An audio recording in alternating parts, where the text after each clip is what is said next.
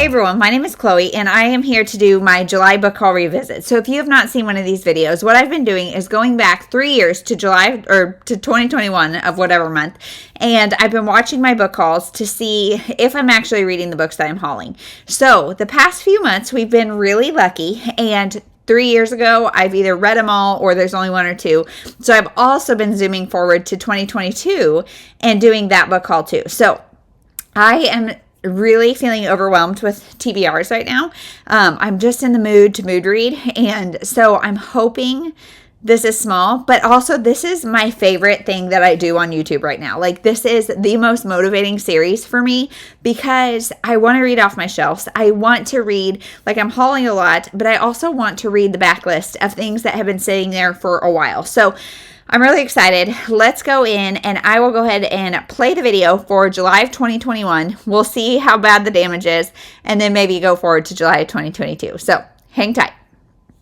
Oh, and as always, I will have this board of read and unread. I will kind of make a commentary as the video is playing, and I will mark it on this, and we'll talk about it once the video is over and see how many are read and how many are unread.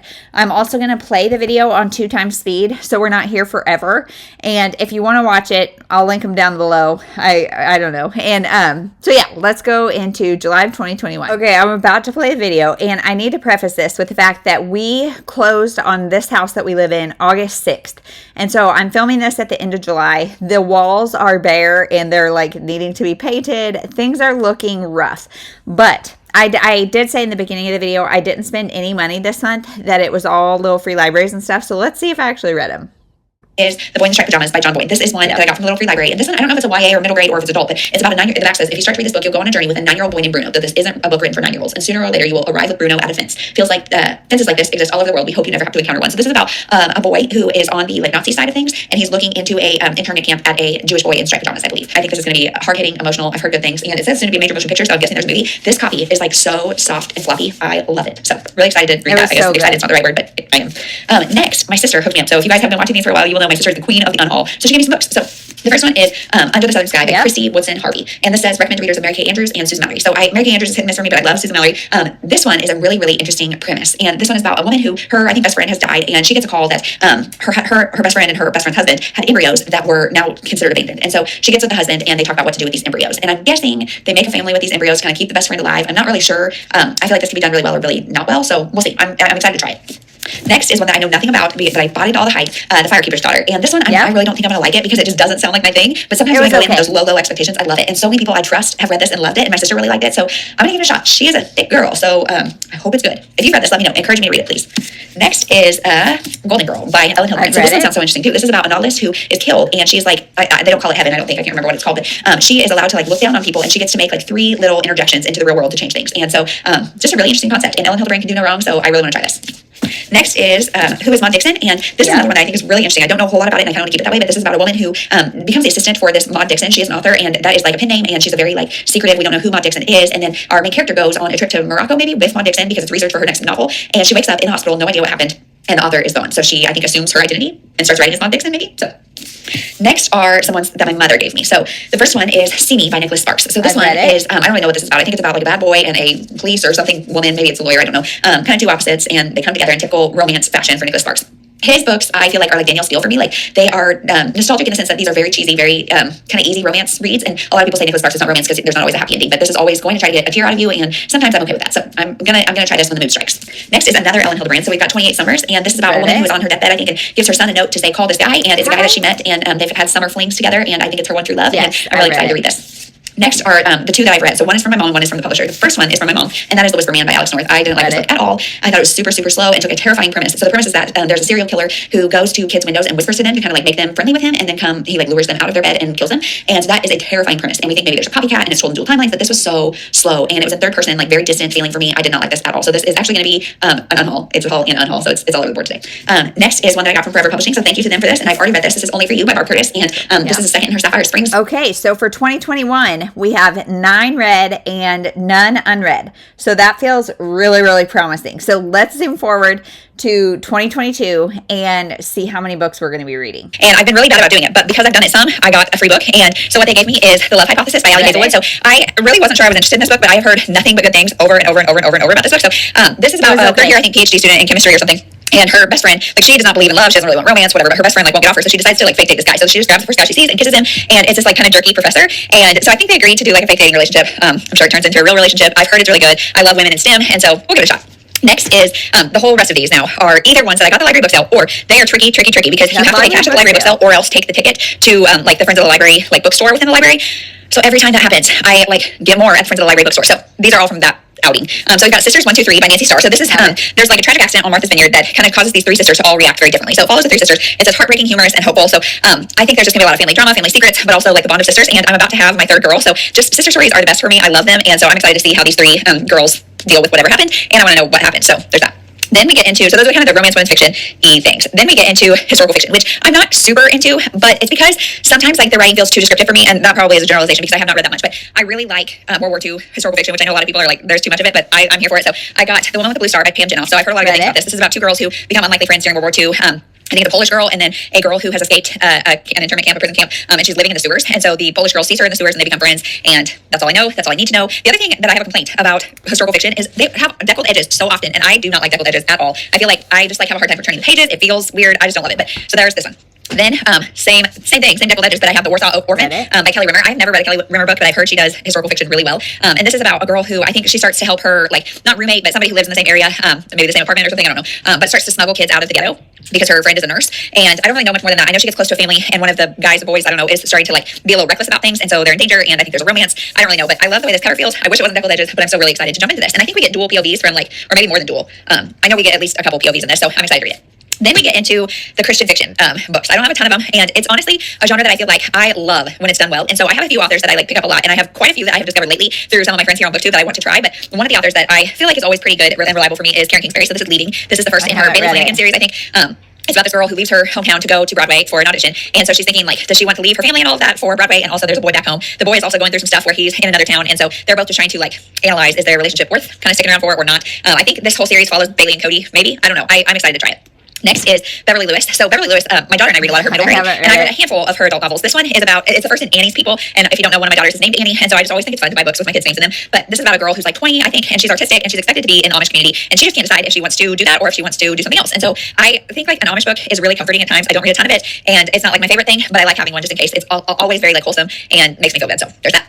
Now we get into the thrillers. So Harlan Coben. Harlan Coben is one of those, like James Patterson. He is somebody who I love, and Harlan Coben has like read it with him. He doesn't have as short of chapters as James Patterson does, but still not long. And he has like got more books than you could ever read. But this one's called Tell No One, and it's about a man whose wife was taken, and he presumed dead, I think. But he starts getting messages on his computer that are things that only his wife could know. So he starts to like search for his wife, and I think somebody's after him, not wanting him to find her. I'm curious when this book was published because it's computer technology, all that kind of stuff. I'm wondering if it's going to be super dated. I mean, I would assume so, but let's see, 2001. So it might be dated. It might not like be really relevant to now, but I also feel like Harlan Coben, James Patterson, and this next author are all very like nostalgic authors for me. So if it's a little dated, won't bother me. Okay, so this next author, if you guys have been around a while, you will know that I recently, this past year, fell down a Mary Higgins Clark rabbit hole. Don't know why. Actually, I do know why. Kara from Buzzword's books. She has read a couple of hers and just made me remember her, like Nora Roberts, Mary Higgins Clark, Danielle Steele. I feel like these are all people that my mom and grandma read when I was young, and so the books are really nostalgic for me, and some of them are still really good. So I got a few.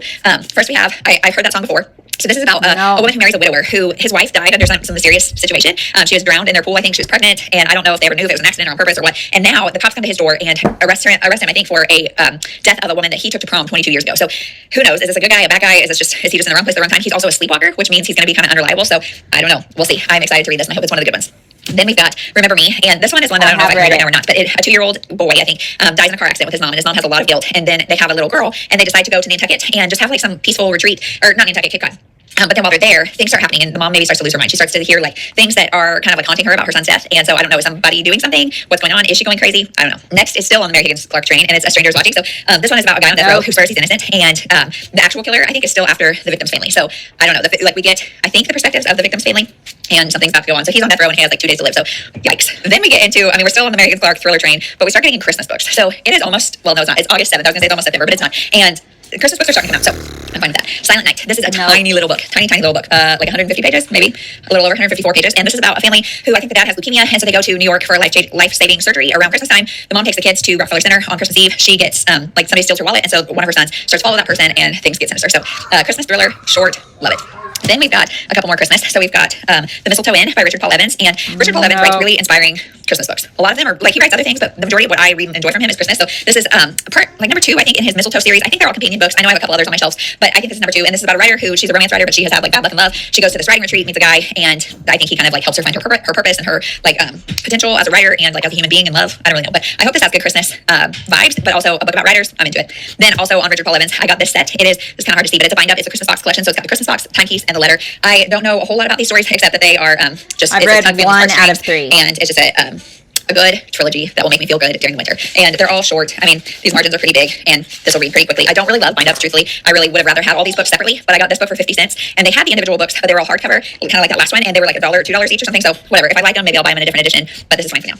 And then the last one is also a Christmas book. You guys, I have this whole stack, like, precariously stacked on top of my subscribe and save diaper box that's right here. So that's why I'm, like, leaning forward, because I was trying not to get these all to fall, but I made it through. So we've got Knit the Season by Kate Jacobs. So this is her third. Okay, so 2022 is not looking as good. We've got 10 books, and I was starting to write the titles down here because I wanted to know what these 10 were, but I couldn't fit them all in. So I kept a list on my phone. So because 10 books in a month on top of, I'm already doing a readathon with 6 books. So that feels like a lot of pressure, especially when I'm already stressed out. But let's see. So Sisters 1, 2, 3. I'll put up a picture because I'm actually physically reading that right now, which is really weird. I'm only like 40 or 50 pages in, but it's one that I can only get physically. And so thankfully I picked that off my shelf. You guys, my kids just got home, so sorry. But I picked that off my shelf. So I'm 40 or 50 pages into that. So I'm going to read that.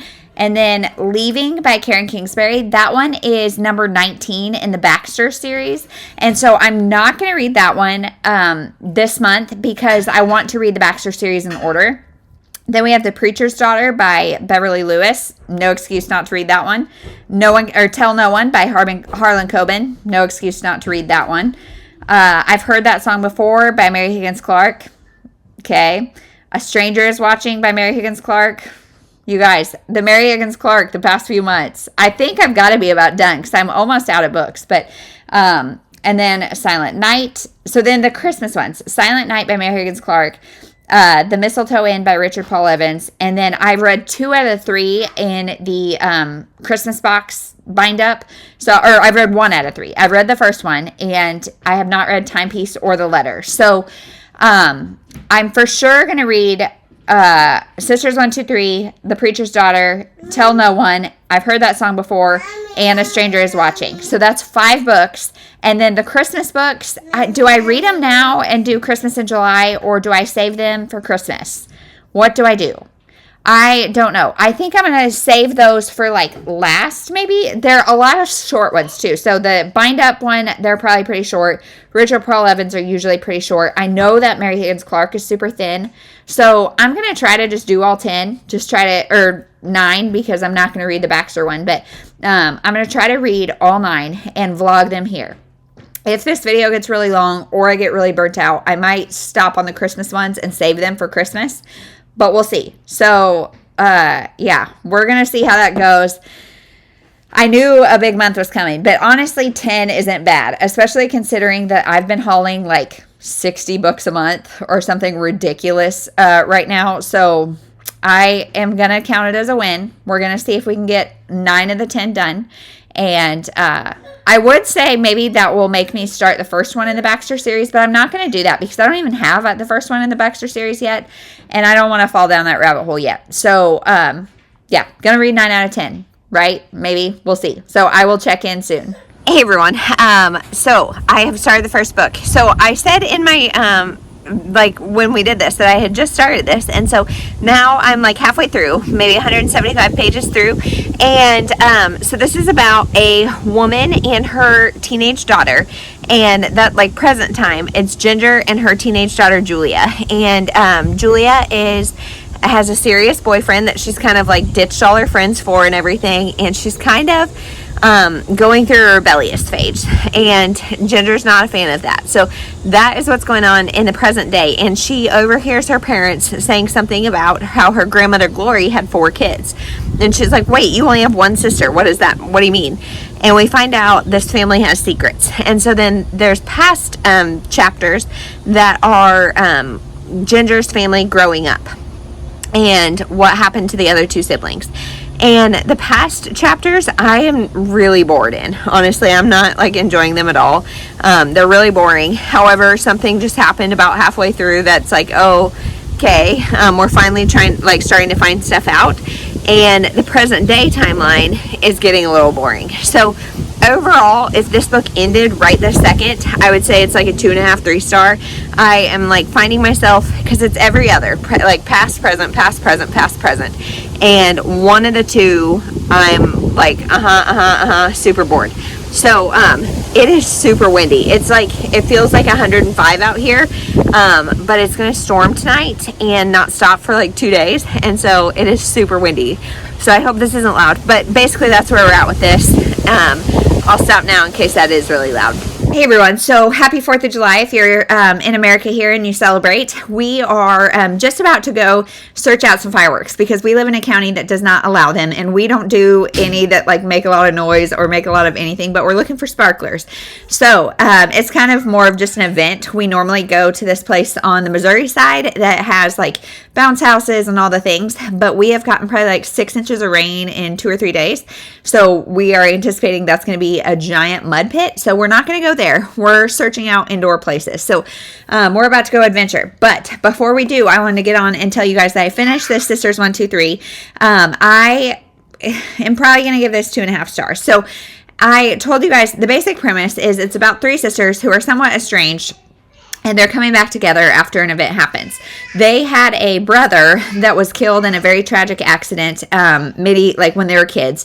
And so they all reacted different. They all have long-lasting impact, and they all have very different personalities. And so it's kind of driven them apart for various reasons. Their mom had a little bit of an impact in driving them apart and in that relation, like that dynamic. And so now they're coming back together. It doesn't go very well, and then it's fine. They work it all out. So that's basically the story.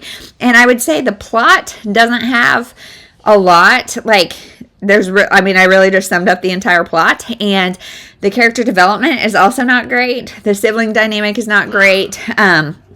I don't know, like they are very much kind of caricatures of, one's got this heart on her sleeve. They said she's like a peach. She'll bruise if you look at her. This other one's kind of tough as nails. And then there's another one that's kind of eccentric. So I don't know. Most of this book goes back and forth between past and present. And one of the 2 was always boring me. I read this all physically. And so, I guess like it was enough to keep me intrigued, but everything was really just okay.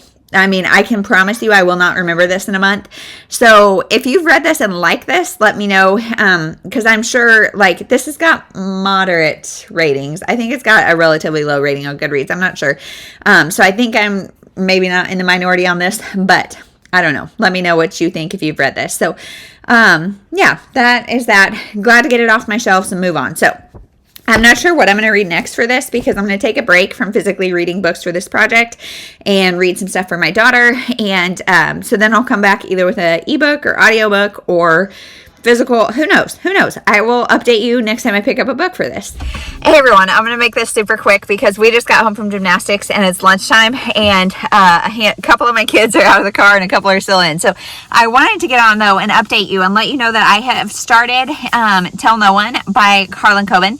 So it's been a long time since I've addressed this vlog because I did books, beaches and books, and then other things, and I feel like I'm vlogging everything but all in separate vlogs. So we just did gymnastics and I am almost done with this. I might finish it during nap time.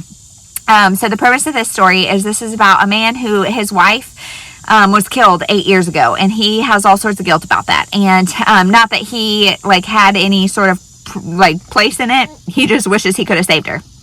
Well, now he is getting an email. He got an email basically like with a video that appears as though it's like surveillance camera of his wife, present day, all the things. And it says, tell no one. And so he's trying to figure out, is his wife still alive? What's going on? Simultaneously, 2 bodies of men showed up, like in a underground, they're buried 8 years ago on his family's property. And so now the cops are kind of on this manhunt to prove that this guy did it, killed both these 2 guys and his wife, because the killing was like pinned on a serial killer. And so they're on this manhunt for this guy to prove that he killed not only these guys, but maybe also his wife, and other people in their lives are starting to die now, present day. So it's suspenseful. It's good. I was worried because I think this is like an early 2000s or late 90s. I can't remember. Well, I remember you guys probably just saw it, but and there's like a lot of tech stuff, but it's definitely dated tech stuff. The other thing that I am just interested in is like, why are they on such a manhunt for this guy? Maybe we'll find out by the end, but it seems a little unrealistic at this point. So, I'm enjoying it. I'm like, it's definitely hit a kind of lull. I'm maybe 65-75% of the way through, and it's kind of hit a lull.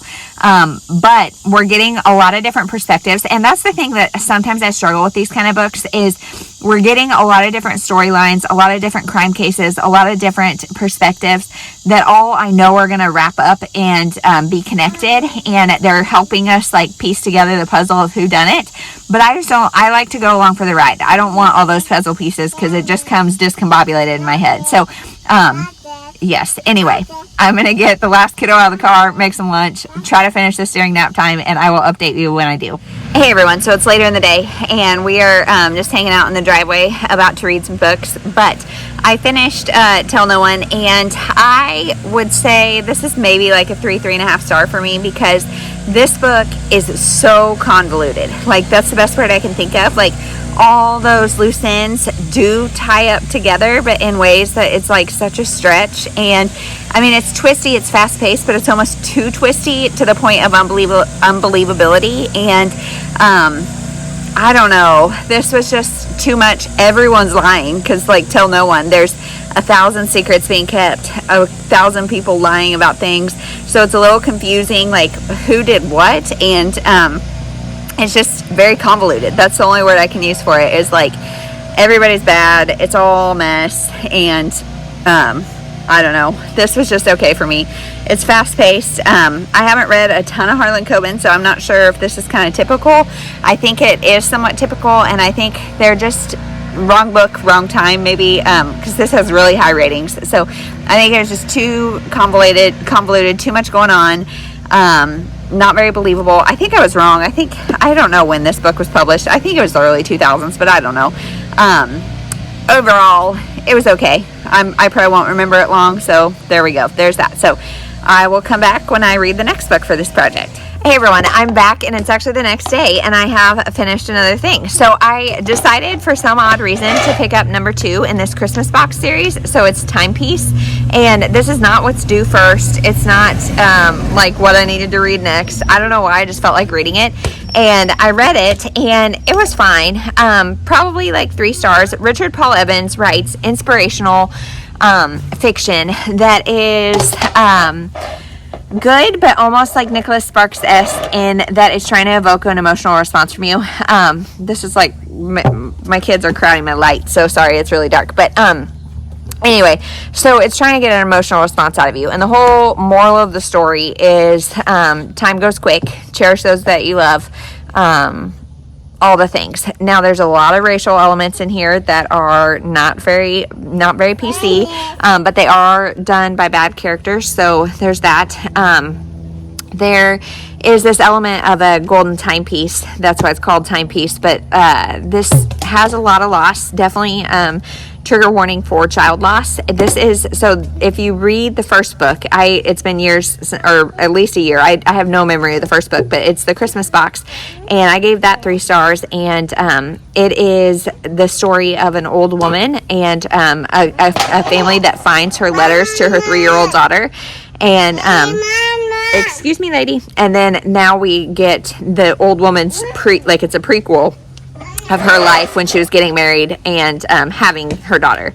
And so it's connected. I didn't remember that connection until after the fact, but it was fine. It was sweet. It was inspirational, like not inspirational, but kind of heartwarming, I guess, about like that message of cherish those that you love. But I almost feel like these books are like overly emotional. Like the death of a child is something that will get anybody emotional, and I feel like it's kind of a cheap shot. So I'm going to read the last one. The first 2 stories in this have been 2 stars or 3 stars, and so if the last one is 2, I'll probably just unhaul this because I don't see myself necessarily rereading these. Although you do know what you're going to get, and they're like 6-hour audios, and so they're not super long. And like actually, I think Timepiece might have been even like 4 hours. I don't know. So I'm going to read the last one, and I will update you. I'm probably going to do that today just because why not? I guess just finish it off. So again, not the most pressing thing on my TBR, but we're going to do it anyway. And also Timepiece had no Christmas element. So no Christmas element here. So there's that. I will update when I finish the last one. Hey everyone, so it's the next morning, but I did finish the letter last night because my husband took the girls to gymnastics. They do gymnastics like twice a week frequently, so they were at gymnastics, and I made dinner with this in my ear and just listened to it, and I liked it the best out of all of these. So now I don't know, do I keep this collection, do I not? I think the best order to read them is like the timepiece, the letter, and then the Christmas box. Like that's chronological, and I think that makes more sense and would make more attachment. I also think you should kind of read these back to back because they're short, and then there's a little more emotional investment. But long story short, this is 19 years after the event of Timepiece. And the couple, sorry, I don't know. My daughter's like trying to talk over me. Hold on one second. Okay, hopefully that's better. Sorry. So in the Timepiece, there's a loss of a child, and this is 19 years later. The couple is trying to kind of keep themselves together. One of them ends up leaving. The other one finds a letter on the gravestone, and he thinks it's from his long lost mother. So, yes, so he's trying to find his mom, as well as trying to fix his marriage, as well as just trying to heal himself, and it was really good. It was really sweet.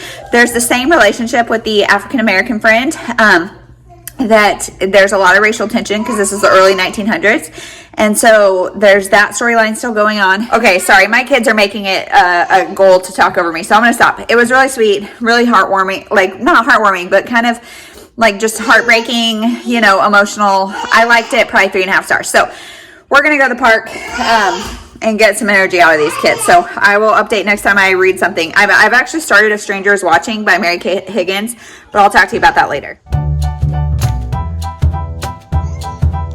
Hey everyone, so it is the next day, and the park was great.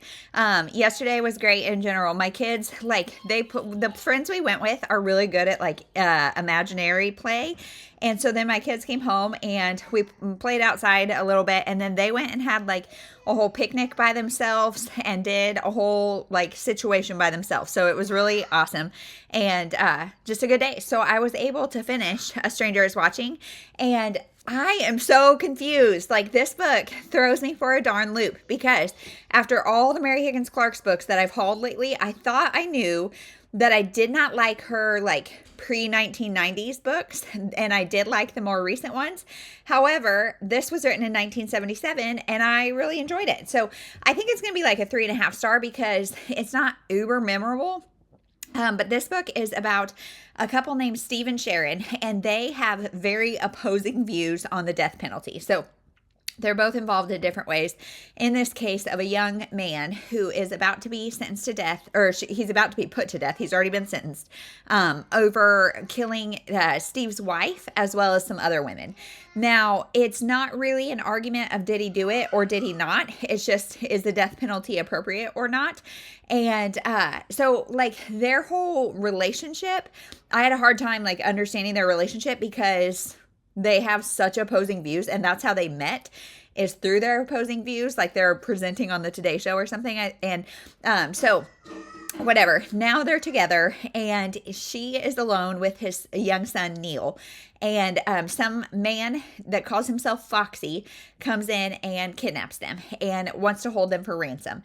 And so we are trying to figure out who this guy is, why he wants these people, all the things. But there's also simultaneously the discussion of this young boy he's like an 18-year-old kid who's about to be put to death.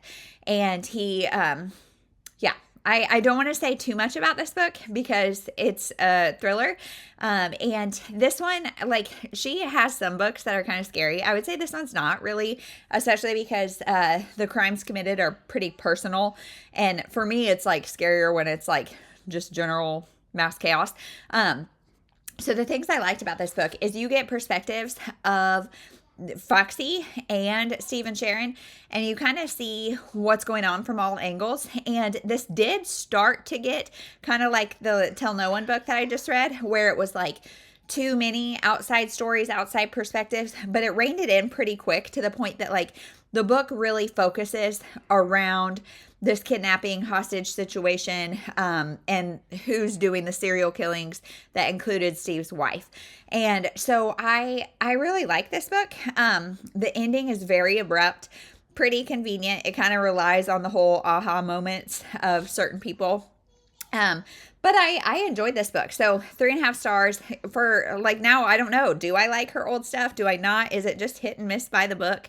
I don't know. But this one was pretty good. So there's that. Now, I've got a couple of books that are due like urgently for other things. So I'm going to wait a couple days and then I'll come back and update you. I think I'm getting near the end of this list. I can't remember. I need to check it out, but I will update you when I have read another book. Hey everyone. It is early morning, but my kids woke up fighting, and so it's one of those days. It's like gorgeous mornings we've been having lately, and so it's like, just get us outside. Just get us outside.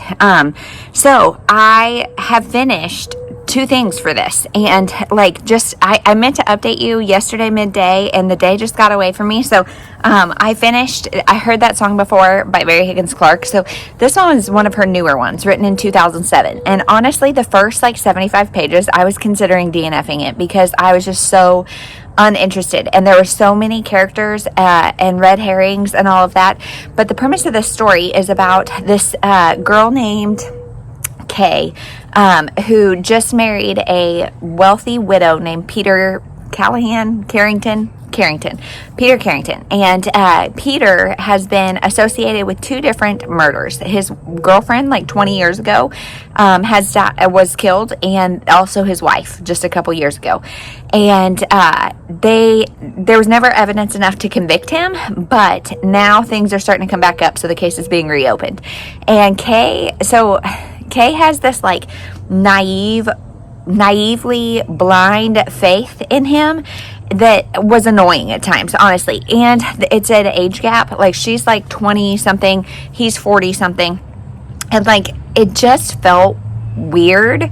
Like the relationship, the romance, it was fast. It just felt, the romance part felt really weird.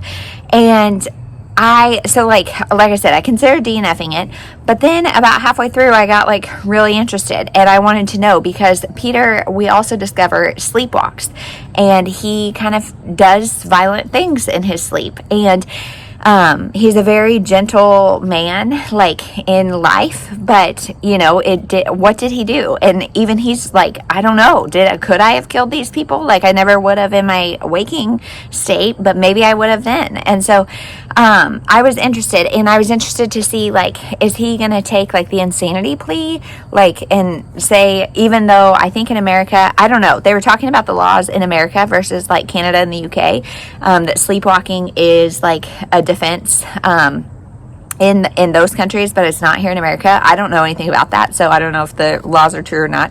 But when Kay, our main character, was 6 years old, she overheard a squabble that she thinks may have significance in some of these cases. And so it's all just trying to figure out who done it. And by the end, I was really intrigued. The end happened pretty quick, and I don't think it's going to be very memorable. It was kind of like, just one of those monologues that like tells you everything. And so I liked this book after all. Like, I'm going to probably give it 3.5 stars. So I don't know. I'm really glad. I have one, like a short Mary Higgins Clark Christmas one left on this TBR, but I'm glad this is the last one for a while because they're unique in the sense that they are just kind of this OG type, and it was easy enough to keep everybody straight. But okay, so there's my thoughts on that. Then just like today, last night, I started it before bed last night, and it's like not even 8 o'clock in the morning, and I've already finished this. The Mistletoe Inn by Richard Paul Evans. So Richard Paul Evans writes, oh gosh, there's people like yelling down my street, walking their dogs, I think yelling to their friends. But anyway, he typically writes like inspirational fiction, and this one is definitely more of a romance. And I liked the first one in this series. I mean, they're companions because I don't think they really have much overlap, but the Mistletoe Promise, and then this is the Mistletoe Inn. So this is about a woman named like Carrie or something, like everything, Kim, everything I've been reading lately is K names. And so hold on, somebody's walking by with their dogs and I feel embarrassed, so I'm gonna wait. Okay, that was really strange. They just walked, like, I live on a cul-de-sac, and they walked like just barely into our cul-de-sac. They don't live in here, just enough to like rile up all the neighborhood dogs, and then they turned around. So I don't know why they did that, but anyway, so the Mistletoe Inn is definitely more of a romance, and this is about Kim, and she is not taken care of. She has a dad. Her dad is sick. He's got cancer, and things are looking rough. And so she's got that. She lives in Colorado, Denver, and he lives in Las Vegas, and he decides to treat her to a writing conference, and it's called, like, it's at the Mistletoe Inn, whatever. So she goes kind of reluctantly because she has written one book, and it's her first book, and she's trying to get it published. And the first half of this book, I would say, is very women's fiction and bookish, and I loved it.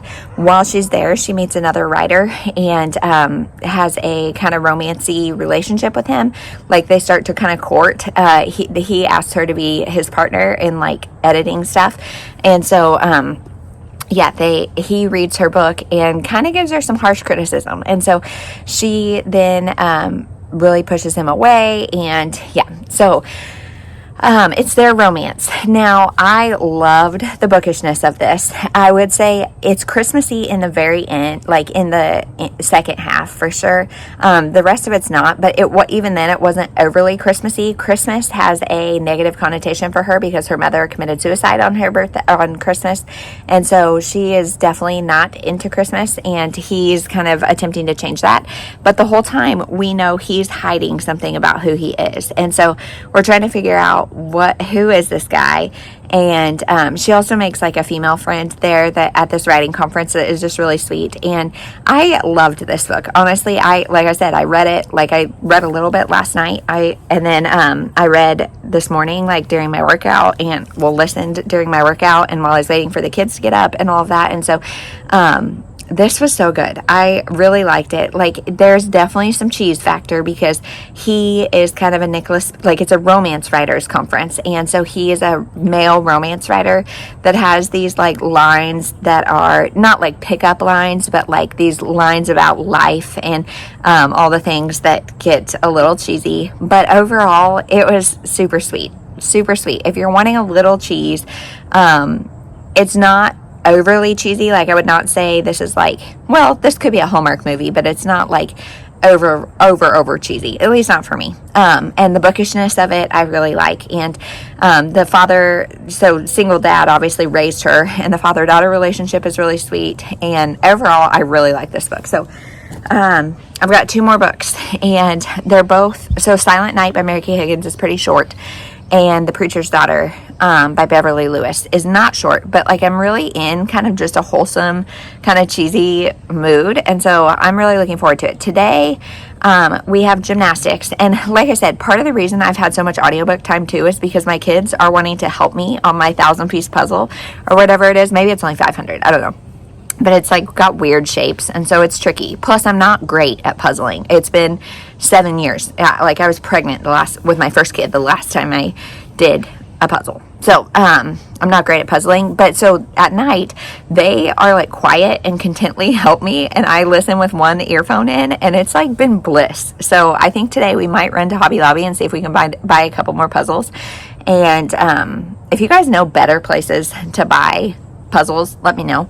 But so we might do that, and then they have gymnastics. We're going to go to the library and vote, so I might try to vlog some of that. But yeah, anyway, that's the day. So we'll see. I don't know. I've got a couple other things due to the library before those two, Mistletoe Promise, Silent Night and Preacher's Daughter, so I might read those first. I'm not 100% sure, but I'll check in as soon as I'm finished or have something to say. Goodness gracious, I need to stop rambling and go do something. So we'll check in later. Everyone, so I have finished the next book, which is The Preacher's Daughter by Beverly Lewis. So this is the first in the Annie's People series. It is a Amish Christian fiction. Well, I think it's loosely Christian fiction. It's more just Amish story, and I hadn't read it in these 2 years because I didn't have the rest of the series. So I can't remember if I bought it at the library book sales or if I actually sought it out and bought it. But I went ahead and bought the rest of the trilogy. So now it feels good to read this. So this is about the preacher's daughter, who is Annie.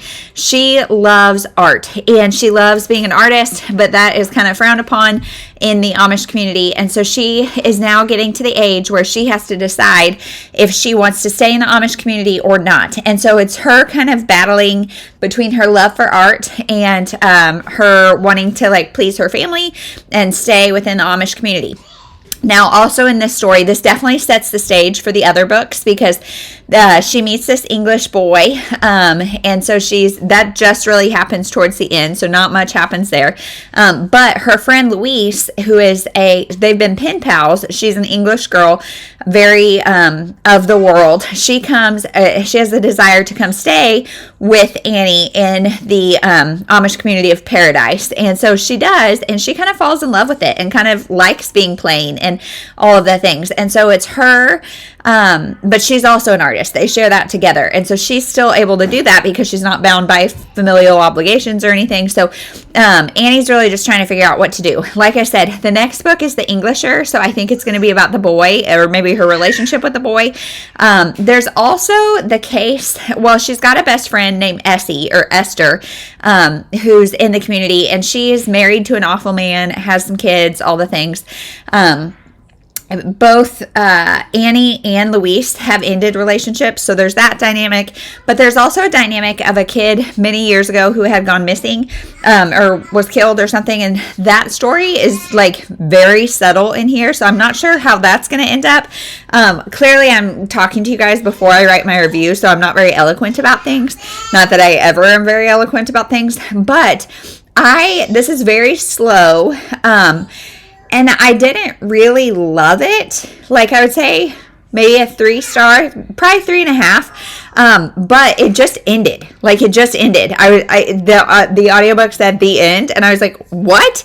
And so I really need to read on, and I own the other 2 books, so I really need to read on. So I'm glad I read this. I'm hoping that in August, my patrons and stuff and the cards for Deca TBR-a-thon will let me read the last 2 and just kind of see where this ends up. I don't know. There's a lot of things started in this book and none of them finished. So definitely something you need to read all together, like the trilogy, I think. But overall, I'm glad I started it. So I have one more book, Silent Night. So I will check in when I read that.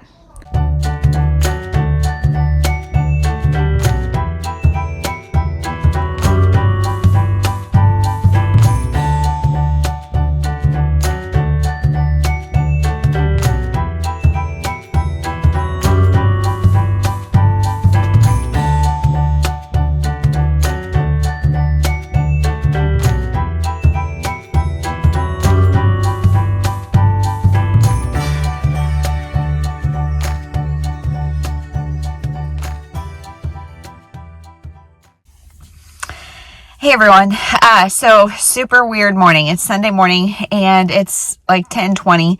I'm on my way home because this morning I had some bleeding. So went to the ER and got monitored for 4 hours and they can't find anything wrong, so that is a huge blessing and a huge praise. But also this is 3 days after we found out our daughter was sick, our third kiddo. And so it's all just feeling very reminiscent. So if you pray, please pray, good vibes, whatever, for the baby, but also just for anxiety, all the things. I know there's a lot of like new people here, so if you're watching this, sorry, I promise they're not always this emotional and heavy. But, yes, I took videos yesterday. We went to a couple different things. We went to the library and got our summer reading stuff, and it was Zelda Day, which I don't know anything about Zelda, but they had arts and crafts everywhere. There was trivia. There was all sorts of stuff going on. So we spent some time there, and then we went to a summer fest, and it was all Chiefs gear because we're big, here in Kansas City, we're big Chiefs fans. So we got pictures with the Lombardi Trophy, got to play some games. It was really fun. So yeah, I saw some video. Yeah, I guess you guys probably just saw some video of that. That's what we were doing yesterday. And then today our plan was to go to church and then to the pool, but now it's 10:30, so I don't know. I'm just popping on here before I go home. But I did finish Silent Night by Mary Kay Andrews last night. So final book for this project. And it was probably a 3-star for me. I'm a hard sell on a novella. This was less than 200 pages. And the premise of the story is it's about a family who, they're in New York City because the dad has been diagnosed with leukemia and he has to have surgery. And so they're in New York over the holidays. Mom and the 2 boys are out and about, and somebody takes her wallet. And so one of the little boys, unbeknownst to his mother, follows the person who took the wallet. And so the rest of the story is trying to find what happened to this little boy, where he is. They know that he is with a known killer, and so they're trying to get the boy back. And the boy was so cool. He was, he was really smart, really brave, all the things. And the ending was a little abrupt. But it was like, I really just wanted more. I wanted more character development, more story development. So maybe a me thing, because I'm not a huge novella fan, but it was just all right for me. So that is everything for this vlog. Lots of ups and downs this month, but I'm really glad I got all these done. I wasn't sure if I was going to, so yes, got them all done, off the shelf or whatever, except for the one in the Baxter series, which I am okay with saving. So yeah, that's everything. So we will see you in the next one. Thank you so much for watching.